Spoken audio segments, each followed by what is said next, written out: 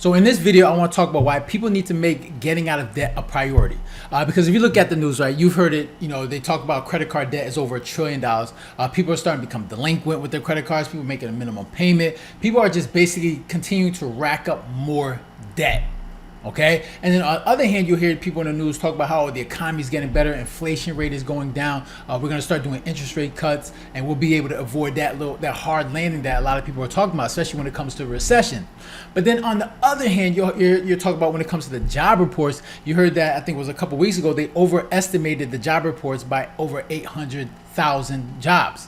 So, and because of that gave people the idea that, okay, maybe the economy is not doing as well as we thought it was. And if you ask anyone, they'll tell you, ask people that are close to you how are they feeling, how's the economy. They'll tell you that we're already in a recession. Things are much more difficult. Things are more expensive. So you'll get an idea of it already, how people feel when it comes to the economy, regardless of what's being said in the news.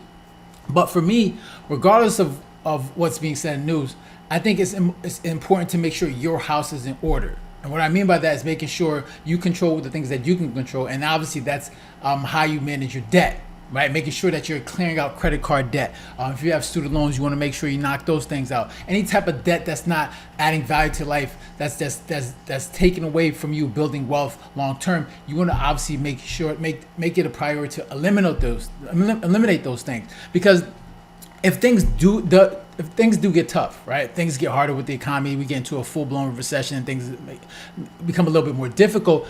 Having debt is going to make it harder to navigate through those tough times. And that's what debt does, right? Especially if, when it comes to getting things that you want, right? If we get into a full-blown recession, things get harder, people start losing their jobs, you want to make sure that the money that you do have is not going towards sort of debt. You want to make sure you're taking that money and buying the things that you need when it comes to food, clothing, making sure you have a roof over your head, utilities. These are the most important things. And if you have debt, it's very hard to do that.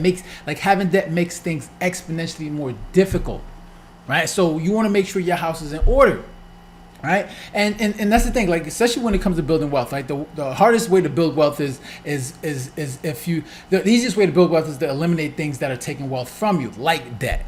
Okay, and instead of giving that money to a bank corporation, you want to make sure you're putting that into your own pockets, and that's what a lot of people fail to understand, especially when it comes to debt. And that's the thing, like, why are people getting into debt? Right, because obviously people are spending more than they make.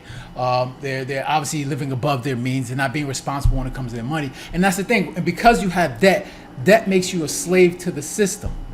Right, it keeps you at a job that you don't want to be at. Right, it keeps you working at a place that you don't want to be at. And let's say you want to move to another job, or maybe let's say you want to start a business. And if I ask you, okay, like, you hate your job, why don't you just start a business? Well, I can't do that. Why? Because I got bills. Why do you have bills? Well, because I'm irresponsible with my spending. So why are you irresponsible with your spending? Right? And it just spirals down. And then you get an understanding of why people are struggling so much. It's because they lack discipline when it comes to their spending. And then this is why it's so important to get rid of the debt, because it makes things that much harder. Okay? And even for myself, I remember when I was in debt, right? I'll shoot a quick little story, especially when I was in debt, right? If you watched my other videos, then you know that I had $30,000 of credit card debt, not once but twice in my life, right? I won't talk about the first time I had it, but I'll go into the second one and talk about how I was able to get out of that. So it's funny, right? Too, and this story, I would never recommend you do the things that I do in this story, because it was something that it takes a lot of guts to do this, and it's kind of something you shouldn't do. I wouldn't recommend anyone do it, but it's something I did, and I paid the price for it, and I learned a lot from the experience, and I'm better for it. So I think it was back in 2016, I had like $30,000 of debt, like credit card debt, and I remember reading a book from Robert Kiyosaki, Rich Dad Poor Dad, right? The book was called, I think, Cash Flow Quadrant, and in that book, I think he spoke about how he had debt. And he was speaking with his accountant, and what he did was, whatever money was coming in, he made it a priority to pay himself first. So whatever income came in, he would pay himself first, and whatever was left, he would make sure to pay his bills with that. And it got to a point where the accountant was like, all right, whatever you're using that's left over is not enough to pay your bills. He said, "So be it. Whatever I have left, that's used to pay the bills." And the accountant was like, "Yeah, you can't do that." He said, "Well, that's being done." And I thought about it to myself. I said, "Yeah, but you got to pay your bills. Like, you can't just you got to make sure that they're paid off." So it's funny. I was like, "All right, let me try this, right?" And I had and at the time I was like a kickbox instructor, making like $15 an hour. So whatever money came in, I would take a portion of that and put in my account, and then the rest I would use to pay off my bills. And of course, it wasn't sufficient enough to pay all the bills that I owed, but I tried it, and I was like, all right, I didn't die from this. Like, I mean, like, obviously morally that's not the right thing to do, but I was like, all right, it wasn't as bad, right? So I was like, okay, you know what? So I tried it another month, and I was like, you know what? It got to a point where I just said, you know what? Why not just not pay it totally? I'm not gonna pay any of these credit card bills, right? It got to a point where I was like, you know what? I mean, why pay any of it? And at that time, I also started an online affiliate marketing business. And I was like, you know what? It got to a point where I said, you know what? Once I start making money with this business, that's when these credit cards will get this money, start getting money. So I decided not to pay my credit card. And like I said, I wouldn't recommend anyone do this. This is something that I paid the price for. Obviously, my credit score went down. I took a hit. It was on my credit report for seven years, but eventually it came back up. Right? Because eventually I started making money with my business. And then once I started making enough money, I took that money and then paid off all my credit card debt.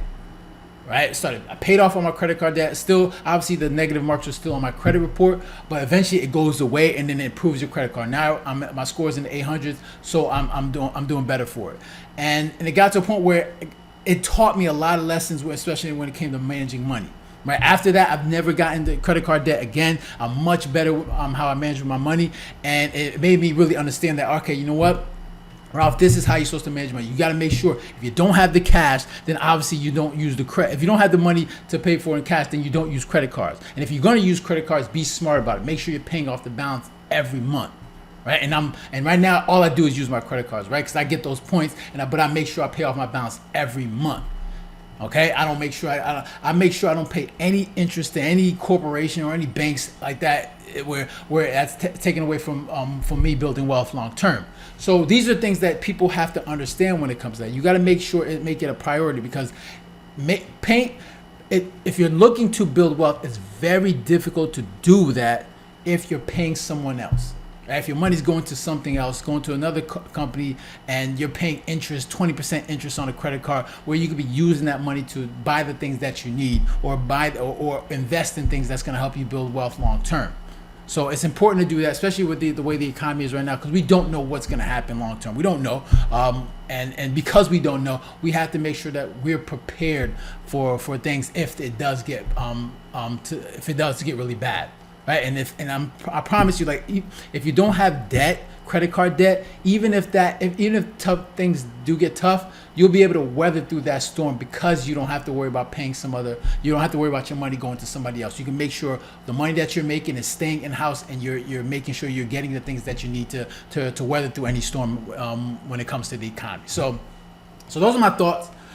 Interested to hear your thoughts. Make sure to leave a comment down below, hit the like button, share, and if you haven't done so already, make sure to subscribe. All right, so guys, take care and have a good one. Later.